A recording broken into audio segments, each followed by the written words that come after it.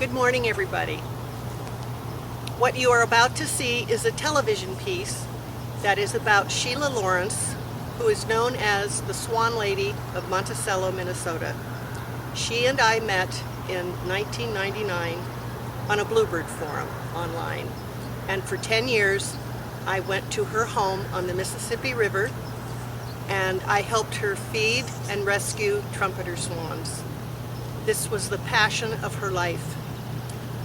She died in 2011, and her husband Jim continued her legacy until 2021. I hope you enjoy it. She was a national treasure.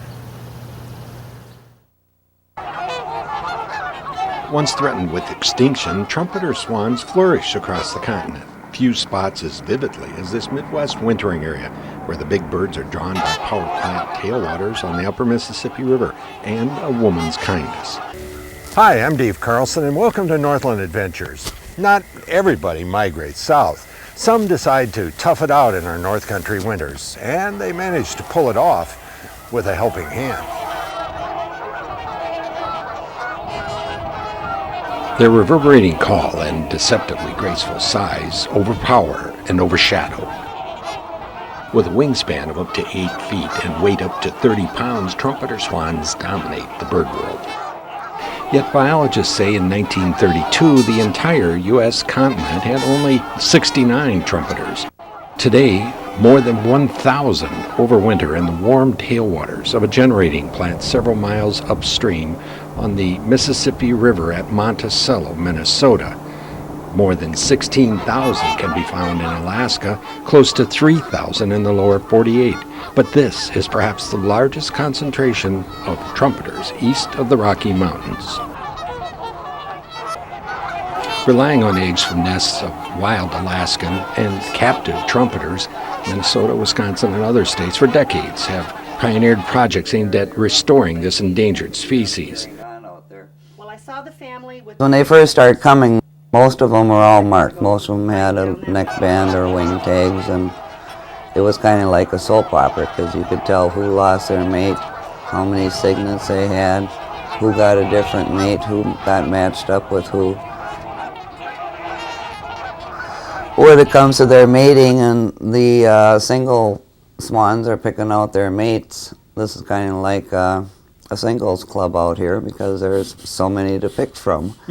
And there's been a lot of matches made out here in front. But I've also seen some heartbreaking things. Lead poisoning, fishing line and lures is a big thing too. They get tangled up, mainly their mouths get tangled up in fishing line, or they have lures hooked in their mouths while they're digging in the bottom for grit. Power line collisions, they'll either have a broken wing from it, or they'll have scars on their necks from being burned when they hit power lines. If they do survive, most of them die, but some do survive it.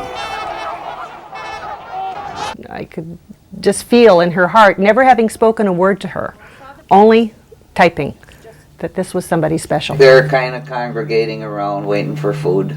Yeah, there's more coming in too. I'm seeing them flying from upriver. Yeah. So we need to get to work. All right. Feed our critters. Okay. Okay? Just as Sheila Lawrence has for nearly 20 years, the buffet is about to be served. My husband came up with this method.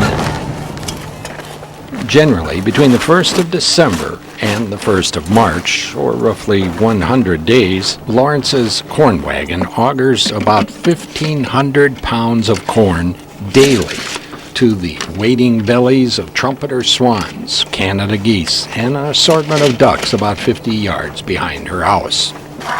Lawrence buys the corn for about $2.50 a bushel, which means each day costs about $750 to feed the birds.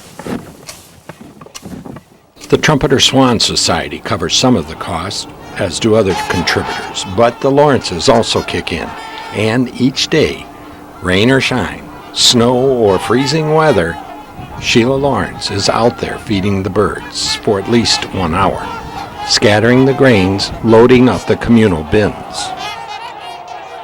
There are some swans here, I'm sure, that never get corn. There are some swans that spend their time down further river on the islands and different places where there is vegetation. There are some swans that see how many swans are here and it's too overwhelming for them, and they continue to go on looking for other places themselves.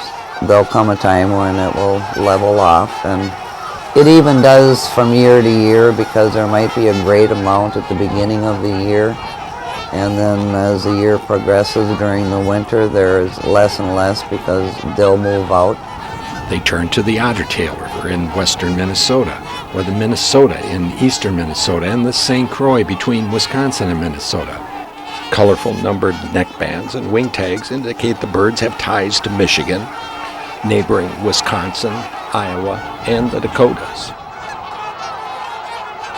As recently as 6 years ago, there were only about 350 wintering here. With reproductive success, the number has swelled to today's population estimated at about 1,100 trumpeter swans. The community is fine with it. The Chamber of Commerce is promoting them. The people on our street that live on this stretch, the majority of them like the birds, and they tolerate all the noise and the sounds they make. But one thing is, when there's so many people that come at one time to the park, and it's just a little dead-end street. But traffic is likely to increase as more wildlife watchers and photographers come from around the country. Sheila is the reason the numbers are up so high, that they have a much better chance as a species to survive forever. She's incredible. She's a national treasure. It's a good thing. It's a very good thing.